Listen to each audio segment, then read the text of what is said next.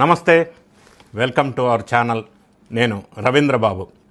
ఈ వీడియోలో తెలంగాణ రాష్ట్రంలో కాంగ్రెస్ పార్టీ అధికారంలోకి వచ్చిన తర్వాత రేవంత్ రెడ్డి గారి ముఖ్యమంత్రి సారథ్యంలో రియల్ ఎస్టేట్ ఢమాల్, కుప్పకూలిన రియల్ ఎస్టేట్ అని పెద్ద ఎత్తున ప్రచారమా దుష్ప్రచారమో ఒక సంవత్సర కాలం నుంచి జరుగుతూ ఉంది. మనం చూస్తూనే ఉన్నాం. ఏది వాస్తవం? నిజంగా కుప్పకూలిందా? ఒకవేళ డౌన్ అయితే దానికి కారణాలేంటి? లేదు స్తబ్దతగా ఉందా? లేదు రైజ్ అవుతుందా? ఇందులో విషయం ఎంత? ఒకటి. రెండోది, జస్ట్ నిన్న క్రెడాయ్ వాళ్ళు ఏర్పాటు చేసిన ప్రాపర్టీ షోలో ముఖ్యమంత్రి గారు రేవంత్ రెడ్డి గారు మాట్లాడుతూ కొన్ని అంశాలని వారు ప్రస్తావించారు. ఆయన మనసులో మాట చాలా స్పష్టంగా, ఫెయిర్ అండ్ ట్రాన్స్పరెంట్గా ఆయన అందరికీ చెప్పటం జరిగింది. ఆయన ఆ సందర్భంలో మాట్లాడిన మాటలేంటి, హైదరాబాద్ రియల్ ఎస్టేట్ పరిస్థితి ఏంటి, నిజమెంత, వాస్తవం ఎంత, దుష్ప్రచారం ఎంత అనేది నిష్పక్షపాతంగా విశ్లేషణ చేసే ప్రయత్నం చేద్దాం. వీడియో చివరి వరకు చూడండి. ఈ రియల్ ఎస్టేట్ హైదరాబాద్ అన్న నాలెడ్జ్ని తెలుసుకోవాలి అని అనుకుంటే నచ్చితే లైక్ చేయండి, షేర్ చేయండి. రేవంత్ రెడ్డి గారు మాట్లాడిన మాటలు ఏంటంటే, ప్రజలకు ఉపయోగపడే విధంగా రియల్ ఎస్టేట్ సరైన ప్రణాళికలతో ముందుకొస్తే తప్పకుండా సహకరిస్తాను, దాన్ని ఒక ఛాలెంజింగ్గా తీసుకుంటాను. తెలంగాణలో పెట్టుబడులు పెట్టమని వేరే కంట్రీస్కి వెళ్ళి, అమెరికాకో జపాన్కో కొరియాకో వెళ్ళి వాళ్ళని ఇక్కడికి ఇన్వైట్ చేస్తూ ఆ పని మీద ఎక్కువ టైం స్పేర్ చేస్తున్న ఈ ప్రభుత్వానికి మరి ఈ రాష్ట్రంలోనే ఈ రాష్ట్ర డెవలప్మెంట్ కోసమే ఉన్నటువంటి రియల్ ఎస్టేట్ వాళ్ళని నేను ఎందుకు సమర్థించను? హైదరాబాదే కాదు, తెలంగాణ కాదు, ఏ రాష్ట్రం డెవలప్ అవ్వాలన్నా ఆయా రాష్ట్రాల్లో ఉన్న రియల్ ఎస్టేట్ బిజినెస్ అనేది కీలకమైన పాత్ర పోషిస్తుంది. అటువంటి రియల్ ఎస్టేట్ బిజినెస్ డెవలప్ అయితే రాష్ట్రానికి మంచిది కదా. నేను ఎందుకు సపోర్ట్ చేయను? చేస్తాను. కలిసి డెవలప్ చేద్దాం. రియల్ ఎస్టేట్ అభివృద్ధికి ప్రపంచంలో అత్యున్నత స్థానంగా హైదరాబాద్ డెవలప్ చేయడానికి నేను మీకు సపోర్ట్ ఉంటాను అని చెప్తున్నారు. ఆయన ఇంకొక మాట మాట్లాడుతూ, అభివృద్ధి చెందాలంటే ప్రభుత్వ పాలసీ ఒకటి స్ట్రాంగ్గా ఉండాలా, దాంతోపాటు మౌలిక సదుపాయాలు, ఈ రెండు కూడా ముఖ్యం. దానికి రియల్ ఎస్టేట్ బిజినెస్ అనేది ఎక్కువ పాత్ర పోషిస్తుంది అన్న విషయాన్ని ఆయన చెప్తూనే మెట్రో రైల్ ఎక్స్టెన్షన్ గురించి, RRR రీజనల్ రింగ్ రోడ్డు గురించి రకరకాల అంశాలని ప్రస్తావిస్తూ ఇండస్ట్రియల్ కారిడార్ గురించి మాట్లాడుతున్నారు. అదేవిధంగా ఎక్కువసార్లు ఢిల్లీ వెళ్తున్నారు అన్న ఒక కామెంట్ ప్రతిపక్ష పార్టీల నుంచి వస్తూ ఉంది.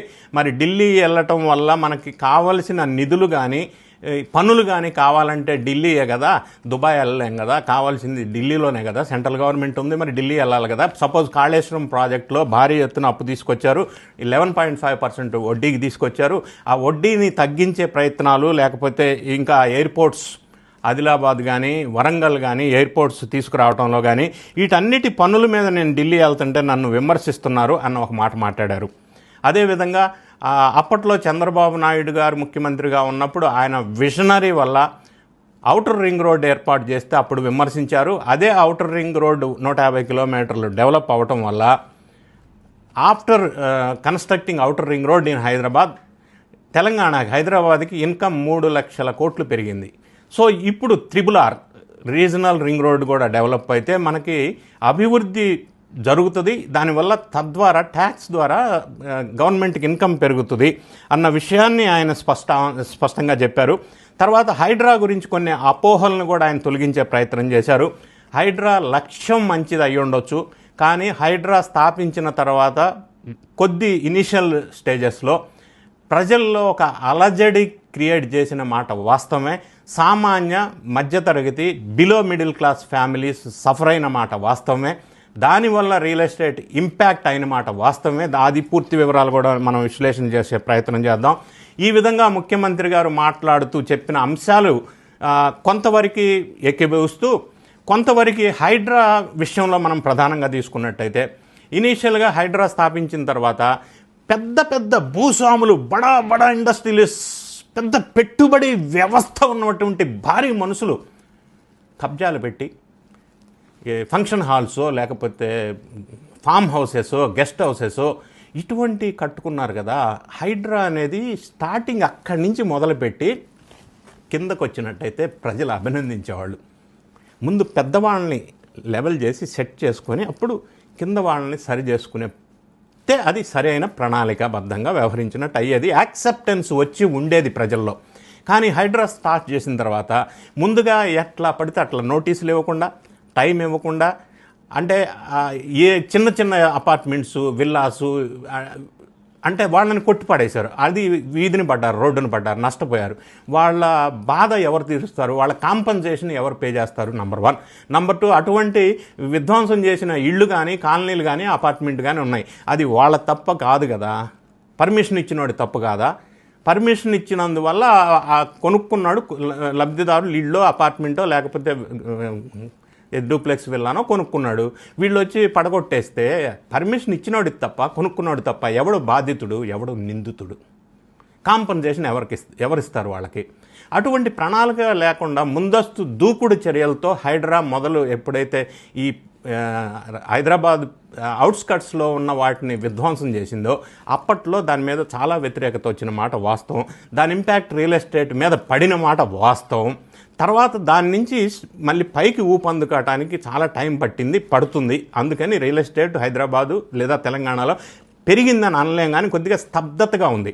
పూర్తిగా పడిపోయిందని కూడా నేను అనటం లేదు.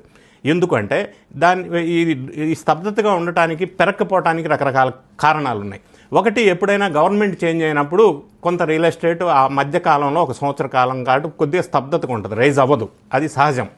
రెండోది, ఎకానమీ మీద దాని ప్రభావం ఉంటుంది. మూడోది ఏంటంటే ఎక్సెస్ ఇన్వెంటరీ. మనకి ఎక్సెస్ హౌసెస్ యూనిట్స్ ఏదైతే ఉన్నాయో డిమాండ్ సప్లై బేస్ ప్రకారం లేకుండా కొద్దిగా ఎక్సెస్ ఉండటం వల్ల కొనుగోలు కొంత దెబ్బతిన్నది. హైడ్రా ఇంపాక్ట్ కొంత ఉంది.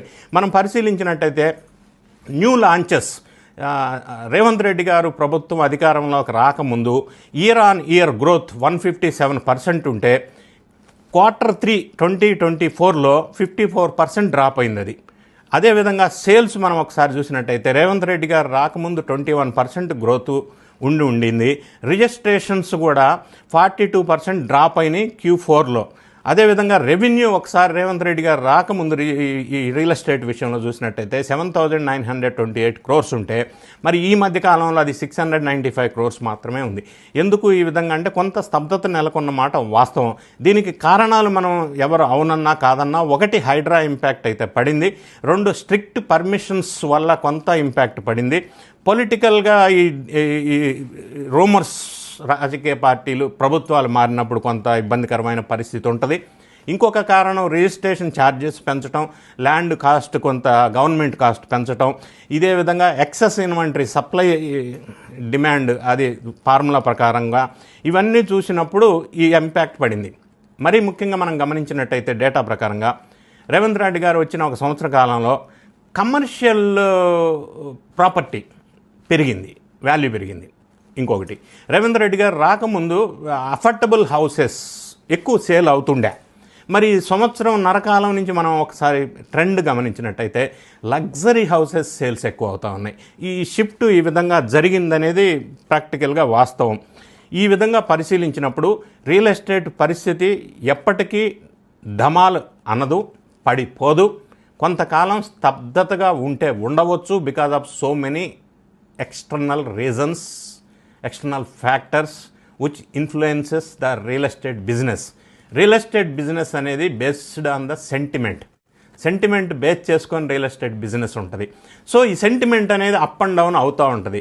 దానివల్ల రియల్ ఎస్టేట్ అనేది కొంతకాలం అప్ అండ్ డౌన్ అవుతూ ఉంటుంది తప్ప ఎప్పటికీ కిందకి పోవటం, పడిపోవటం అనేది హైదరాబాద్లో, తెలంగాణలో జరగదు.